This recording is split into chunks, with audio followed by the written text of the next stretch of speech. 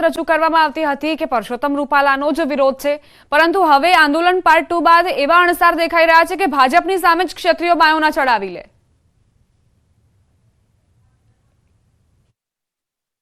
બિલકુલ ક્યાંક ને ક્યાંક છેલ્લા ઘણા દિવસથી આંદોલન ચાલી રહ્યું છે, પરંતુ બીજેપીએ ઉમેદવાર બદલવાની વાત જે છે તેની બાબતે સ્પષ્ટતા કરી દીધી હતી અને ત્યારબાદથી આ પાર્ટ 2 જે છે તે આંદોલનનો તે શરૂઆત કરવામાં આવ્યો છે અને તેમાં હવે લોકશાહી પદ્ધતિથી તે નિર્ણય કરવામાં આવ્યો છે કે તેમનો કોઈ જાહેર મિલકતને નુકસાન પહોંચાડવાનો ઈરાદો નથી, પરંતુ પરસોત્તમ રૂપાલાનો વિરોધ જે છે બીજેપી તેમને નથી ગણકારતી, તો હવે તે કેવા પ્રકારનો વિરોધ કરવો તે માટે અલગ અલગ મિટિંગો છે તે પણ કરવામાં આવી હતી અને ત્યારબાદ આ પાર્ટ 2 આંદોલન જે છે તે શરૂ કરવામાં આવ્યું। ક્યાંક ને ક્યાંક પ્રતિક ઉપવાસ જે છે તેનાથી શરૂઆત કરી હતી મહિલાઓએ, ક્ષત્રિયાણીઓએ અને સાથે।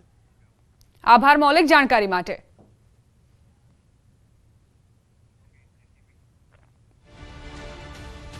ક્ષત્રિયો આંદોલનને લઈને મોટા સમાચાર પ્રાપ્ત થઈ રહ્યા છે। રાજકોટમાં હર્ષ સંઘવીની હાજરીમાં બેઠક મળી। સંગઠન મહામંત્રી રત્નાકર પણ હાજર રહ્યા।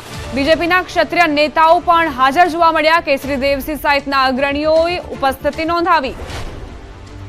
સંવાદદાતા અંકિત જોડાઈ ગયા છે વધુ જાણકારી સાથે। અંકિત, સતત ભાજપના પ્રયત્નો ડેમેજ કંટ્રોલના શું સ્થિતિ? ચોક્કસ દીપા, ખાસ કરીને વાત કરવામાં આવે તો જે પ્રમાણે ક્ષત્રિય આગેવાનોએ પાર્ટ 2 આંદોલન પાર્ટ 2 ની જાહેરાત કરી છે ને ત્યારબાદ રાજ્યના ગૃહમંત્રી હર્ષ સંઘવી અને સાથોસાથ સંગઠન મહામંત્રી રત્નાકર છે તે રાજકોટ દોડી આવ્યા હતા। રાજકોટ ખાસ કરીને વાત કરવામાં આવે તો રાજકોટ ગ્રામ્ય વિસ્તારની અંદર જે હોટલ સિઝન્સ આવેલી છે આ હોટલ સિઝન્સ ખાતે બપોરના 3:30 વાગે બેઠક છે તે શરૂ થઈ હતી અને આ બેઠક છે તે સાંજના 5 વાગે પૂર્ણ થઈ હોવાનું વિગત છે તે સામે આવી છે અને ત્યારબાદ હર્ષ સંઘવી અને જે સંગઠન મહામંત્રી જે રત્નાકર છે આ બંને હીરાસર એરપોર્ટ ખાતે જવા રવાના થયા હોવાની વિગત છે તે સામે આવી છે। સાથોસાથ વાત કરવામાં આવે કે આ બેઠકની અંદર કોણ કોણ હાજર હતું, તો આ બેઠકની અંદર રાજ્યસભાના સાંસદ અને ક્ષત્રિય આગેવાન કેસરી દેવસિંહ ઝાલા છે તે આ બેઠકમાં હાજર હતા। સાથોસાથ વાત કરવામાં આવે તો રાજકોટના ધારાસભ્ય ઉદય કાનગડ, ધારાસભ્ય દર્શિતા શાહ, ધારાસભ્ય રમેશ ટીલાળા, ધારાસભ્ય જયેશ રાદડિયા, ધારાસભ્ય ભાનુબેન બાબરિયા, તો સાથોસાથ ગોંડલના પૂર્વ ધારાસભ્ય જયરાજસિંહ જાડેજા છે તે પણ આ બેઠકની અંદર હાજર રહ્યા હતા। ખાસ કરીને વાત કરવામાં આવે તો જે પ્રમાણે બેઠક મળી હતી અને બેઠકની અંદર રાજકોટ શહેર તેમજ જિલ્લાના ભારતીય જનતા પાર્ટીના આભાર અંકિત જાણકારી માટે। સમાચાર અમરેલીથી પ્રાપ્ત થઈ રહ્યા છે। ધારીગીરના આંબરડી રેવન્યુ વિસ્તારમાં આગની ઘટના બની। આગે વિકરાળ સ્વરૂપ ધારણ કર્યું। સ્થાનિકોએ આગ પર કાબુ મેળવવા માટેના પ્રયાસો કર્યા। આંબરડીના મોદલ વિસ્તારમાં આગ લાગતા સ્થાનિકોએ પ્રશાસનને જાણ કરી। આ વિસ્તારમાં વન્ય પ્રાણીઓ પણ વસવાટ કરે છે। હવે તેમના ઉપર પણ સંકટના વાદળો ઘેરાયા છે। સમાચાર પંચમહાલથી હાલોલના જંગલ વિસ્તારમાં આગ લાગી। કાકલપુર ગામે જંગલમાં અચાનક જ આગનો બનાવ બન્યો।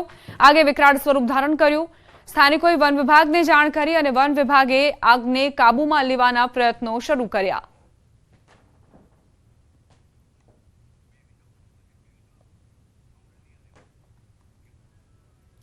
તો બે અલગ અલગ તસવીરો સામે આવી રાજ્યમાંથી। એક તરફ અમરેલીમાં પણ વન્ય વિસ્તારમાં આગ લાગતા જ અહીં જે સ્થાનિકો હતા તેઓ ચિંતામાં ગરકાવ જોવા મળ્યા, કારણ કે તેમના મતે અહીં વન્ય પ્રાણીઓ વસવાટ કરે છે, તેમના જીવન પર ખતરો અહીં મંડાઈ રહ્યો હતો। બીજી તરફ પંચમહાલમાં પણ જંગલ વિસ્તારમાં આગ લાગી, જેના કારણે તાત્કાલિક જ વન વિભાગને જાણ કરવામાં આવી અને વન વિભાગે આગને ઓલવવાના પ્રયત્નો શરૂ કર્યા। હવે આગળ વાત મહાસંગ્રામની।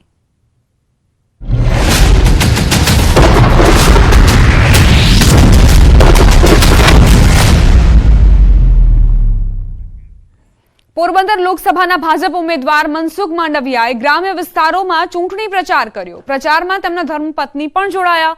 મનસુખ માંડવિયાએ જણાવ્યું કે તેમના ધર્મપત્ની ચૂંટણી પ્રચારમાં તેમની સાથે જ હોય છે અને મહિલાઓ માટેની યોજનાઓ અને સ્ત્રી સશક્તિકરણ વિશે મહિલાઓને માહિતગાર પણ કરી રહ્યા છે। મીડિયા સાથેની વાતચીતમાં મનસુખ માંડવિયાએ દાવો કર્યો કે આ વખતે પણ ગુજરાતની 26 બેઠક પર ભાજપ જીતશે। સ્વાભાવિક છે અત્યારે આ લોકશાહીના પર્વમાં નહીં કેવલ મારા પત્ની પરંતુ અનેક મહિલાઓ પણ આ કેમ્પેઇનમાં જોડાઈ રહી છે। એ બતાવે છે કે મોદીજી નારી સશક્તિકરણનું જે કામ કર્યું છે એ નારીઓ પણ, બહેનો પણ અત્યારે ઉત્સાહપૂર્વક લોકશાહીના પર્વમાં ભાગ લઈ રહ્યા છે. દાહોદ કોંગ્રેસના ઉમેદવાર પ્રભાબેન તાવિયાડનો પ્રચાર જોરશોરથી ચાલી રહ્યો છે. લીમખેડામાં પ્રભાબેને ડોર ટુ ડોર પ્રચાર શરૂ કર્યો. આજે લીમખેડા હાટમાં જનસંપર્ક અભિયાન યોજીને તેમણે પ્રચાર કર્યો. મોટી સંખ્યામાં કોંગ્રેસ અને આમ આદમી પાર્ટીના કાર્યકરો હાજર રહ્યા. ઢોલ નગારા સાથે પ્રચાર પ્રસાર કરતા પણ નજરે પડ્યા ઉમેદવાર. ચૂંટણીને હવે ગણતરીના દિવસો જ બાકી છે, ત્યારે આણંદ લોકસભાના અને ખંભાત વિધાનસભા પેટા ચૂંટણીના બંને ઉમેદવારો જોરશોરથી પ્રચાર કરી રહ્યા છે. બંને ઉમેદવારોએ આજરોજ ખંભાત વિધાનસભા વિસ્તારના ગ્રામીણ વિસ્તારોમાં સંયુક્ત પ્રચાર માટે પહોંચ્યા. ત્યાં બંને ઉમેદવારોએ તમામ લોકોને અપીલ કરી કે લોકો વધુને વધુ મતદાન કરે અને ફરી એકવાર જંગી લીડ સાથે ભાજપ સરકાર શાસનમાં આવે તેવા પ્રયત્નો કરે. જ્યારે આવું નેતૃત્વ આપણને મળ્યું છે અને ત્રીજી વખત નરેન્દ્રભાઈ મોદી સાહેબ જ્યારે બનવા જઈ રહ્યા છે પ્રધાનમંત્રી, ત્યારે કેમ નરેન્દ્રભાઈ મોદી સાહેબ લોકસભા અને રાજ્યસભામાં બંનેમાં આપણે બહુમતીની જરૂર છે.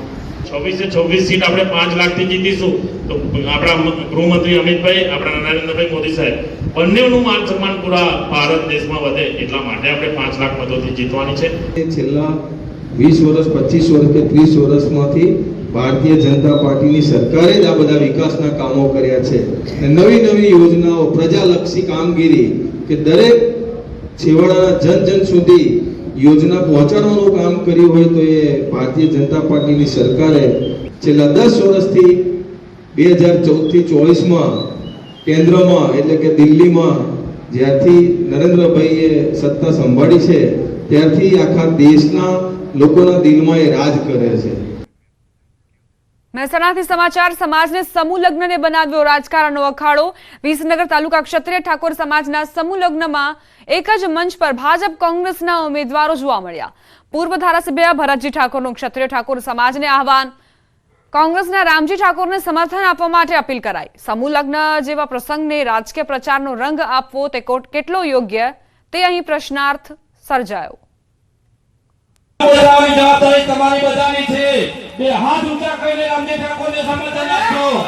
રામજી ઠાકોર રાષ્ટ્રના પરિવાર લઈ આવ્યા છે. આપણો ભાઈ છે. આપણા ભાઈની જવાબદારી આપણા બધાની છે અને એક આપણો પરિવાર છે.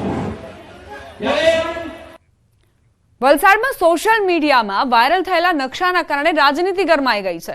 નકશામાં કપરાડા વિધાનસભા સરકાર દ્વારા મોટી નહેરો અને રેલવે લાઇન પસાર થવાની હોવાનો દાવો કરવામાં આવ્યો, જેના કારણે આદિવાસીઓના ઘર અને જમીનનું સંપાદન કરવાનો ખોટી માહિતી ફેલાવવામાં આવી રહી હોવાનો આરોપ મુકાયો છે.